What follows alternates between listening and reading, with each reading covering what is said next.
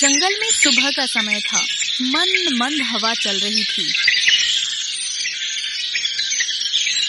नीलू चिड़िया का छोटा सा परिवार अपने घोंसले में बैठा था। नीलू के पिताजी, जो परिवार के मुखिया थे, आज भोजन की तलाश में निकलने की तैयारी कर रहे थे। नीलू के पिताजी, आज बच्चे बहुत जिद कर रहे हैं। वे साथ जाना चाहते हैं। हाँ, मैंने सुना, पर देखो, मौसम का कुछ भरोसा नहीं। अगर अचानक बिगड़ गया तो मेरा मन कहता है कि बच्चों को घर में ही रहना चाहिए। पिताजी, इस बार मुझे ले चलिए ना। मैं अब बड़ी हो गई हूँ, मैं उड़ सकती हूँ। पिछली बार भी मैं बारिश में नदी से उड़कर घर तक आ गई थी। हाँ पिताजी, मैं भी उड़ सकता हूँ। बच्चों का उत्साह देखकर पिताजी का मन पिघल गया। उन्हें लगा कि शायद बच्चों को बाहर की दुनिया दिखानी चाहिए। ठीक है, सब शांत हो जाओ। तुम दोनों तैयार हो जाओ, लेकिन एक बात याद रखना, बिना मेरी अनुमति के कहीं उड़कर नहीं जाना। बारिश रुकी थी। सब खुशी खुशी अपने घर से निकले। रास्ते में उड़ते हुए रानी ने जमीन पर कुछ चमकता हुआ देखा।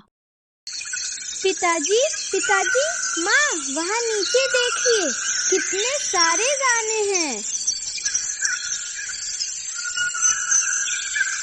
ठहरो रानी, इतना सारा दाना हमारे जंगल में अचानक नहीं आ सकता। सावधान, वो दाना जरूर किसी शिकारी ने बिखेरा होगा। हमें आगे बढ़ना होगा। सब आगे चले जाते हैं।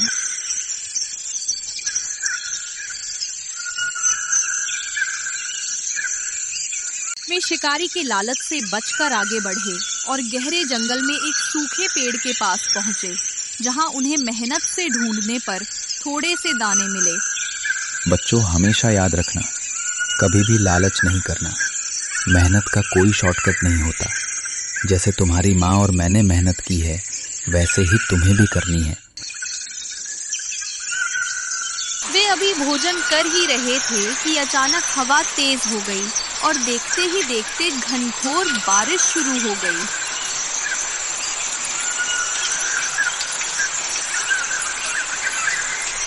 अरे, यही तो डर था, बच्चों को ठंड लग जाएगी। आप यहाँ आ जाए, मैं बच्चों को संभालती हूँ। नीलू के पिताजी तुरंत पेड़ की सबसे ऊंची और मजबूत डाल पर पहुंचे और अपने पंखों को पूरी तरह से फैलाकर बैठ गए, ताकि बारिश की बूंदें नीचे बच्चों तक न पहुंच सकें। तेज हवा और पानी के थपेड़ों से वो कभी इधर डगमगाते तो कभी उधर, लेकिन अपने बच्चों को सुरक्षित रखने के लिए दृढ़ रहे। काफी देर बाद बारिश रुकी। जल्दी करो, इससे पहले कि बारिश फिर से शुरू हो जाए। हमें वापस घर जाना होगा। वे तेजी से उड़े।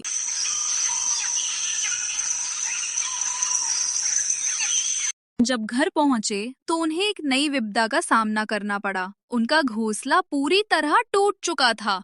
हाय, ये क्या हो गया? हमारा घर, ये इतना कमजोर भी ना था।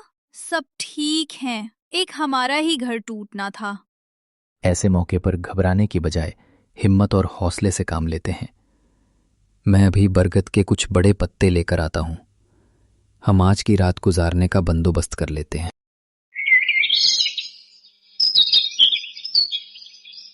नीलू के पिताजी तुरंत उड़ गए।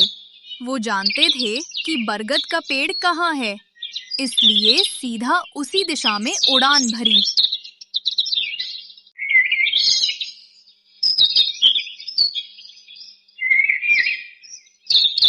उन्होंने पत्ते तोड़े और वापस मुड़े, लेकिन रात के घनघोर अंधेरे में वो अपनी दिशा भटक गए और अनजाने में एक झड़ीदार पेड़ से टकरा गए। झड़ीदार पेड़ के नुकीले कांटे उनके शरीर में घुस गए और वो जमीन पर गिर पड़े। उनकी आंखों के सामने अपने परिवार का चेहरा था। उन्होंने फिर से उड़ने की कोशिश की, लेकिन उनके शरीर ने साथ छोड़ दिया। बरगद के पत्ते उनकी चोंच में ही रह गए और उनकी आंखों के सामने हमेशा के लिए अंधेरा छा गया। नीलू की माँ पूरी रात बच्चों को लिए अपने पति का इंतजार करती रही, पर वो लौटकर नहीं आए। सुबह की रोशनी होने तक उन्हें समझ आ गया कि कुछ बुरा हुआ है।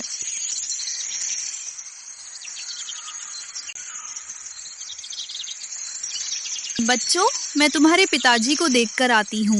वो अभी तक नहीं आए। जरूर वो किसी मुश्किल में होंगे। माँ, जिंदगी में इतनी मुश्किलें होती है, एक से बढ़कर एक।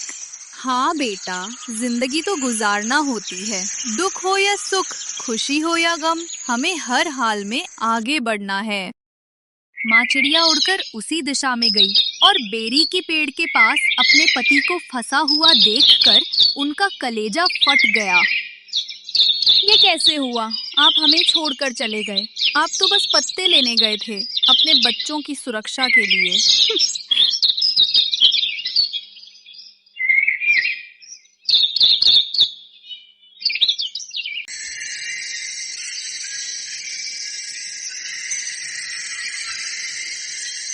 दुखी दिल के साथ अपने पति के बलिदान को याद करके वो वापस बच्चों के पास लौटी।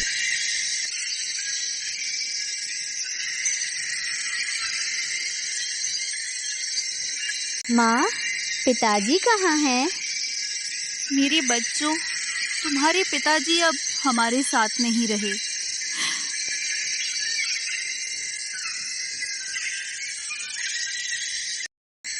बच्चे जोर जोर से रोने लगे। नीरू की माँ को पता था कि अब उसे माँ और बाप दोनों का प्यार देना होगा। मम्मी, मुझे पापा चाहिए। पापा किधर गए? मम्मी, मम्मी तो मम्मी। नीलू की माँ को पता था कि अब उसे माँ और बाप दोनों का प्यार देना होगा। वो अपने बच्चों को लेकर जंगल की दूसरी ओर अपनी पुरानी दोस्त काली कोयल के पास पहुंची। काली, मेरे पति मर गए और मेरा घर भी टूट गया है। मेरा कोई नहीं था, इसलिए मैं तुम्हारे पास आ गई हूँ। नीलू बहन, तुम शांत हो जाओ, सब ठीक हो जाएगा। हम पक्षियों की जिंदगी में ऐसे दुख तो आते ही रहते हैं। तुम जब तक चाहो अपने बच्चों के साथ मेरे घर में रह सकती हो। नीलू की माँ काली कोयल के घर रहने लगी। कुछ दिनों बाद उनका दुख थोड़ा कम हुआ और उन्होंने अपने बच्चों के लिए नया घर बनाने का फैसला किया। काली बहन, मैंने एक सुरक्षित पेड़ देखा है। मैं वहाँ अपने बच्चों के लिए घर बनाना चाहती हूँ। ये हुई ना बात। तुम घर बनाने का काम शुरू करो, मैं तुम्हारे बच्चों को दाना लाकर दे दूंगी। काली बहन, अगर तुम ना होती तो मेरे लिए ये सब बहुत मुश्किल हो जाता। मुश्किल समय में पक्षी ही एक दूसरे के काम आते हैं। नीलू की माँ जंगल गई और मेहनत से लकड़ियाँ, सूखे पत्ते और घास जमा करके अपने नए घर का काम शुरू किया। तभी एक बदतमीज कौवा, जिसका नाम झालू था, वहां आ पहुंचा। इस पेड़ पर तुम किससे पूछकर घर बना रही हो? ये पेड़ मेरा है। कौवे भैया, ये जंगल सबका साझा है। जैसे इस पेड़ पर आपका अधिकार है, वैसे ही मेरा भी है। मुझे झालू कहते हैं। झालू, सब मुझसे डरते हैं। चल भाग यहां से। मैं तुम्हें इस पेड़ पर घर नहीं बनाने दूंगा। कवि की बात सुनकर नीलू वहां से चली जाती है।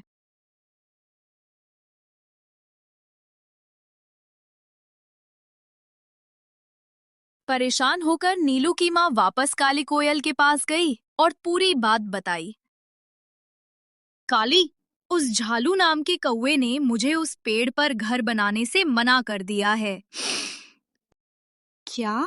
नीलू, इस जंगल में रहने के लिए हमें ऐसे जालिमों से डरने की बजाय उनका मुकाबला करना होता है। चलो मेरे साथ, मैं देखती हूँ उस झालू के बच्चे को। बच्चों, तुम यहीं रहना। काली और नीलू उस पेड़ पर पहुंचे। काली कोयल ने अपनी तेज आवाज में झालू को ललकारा।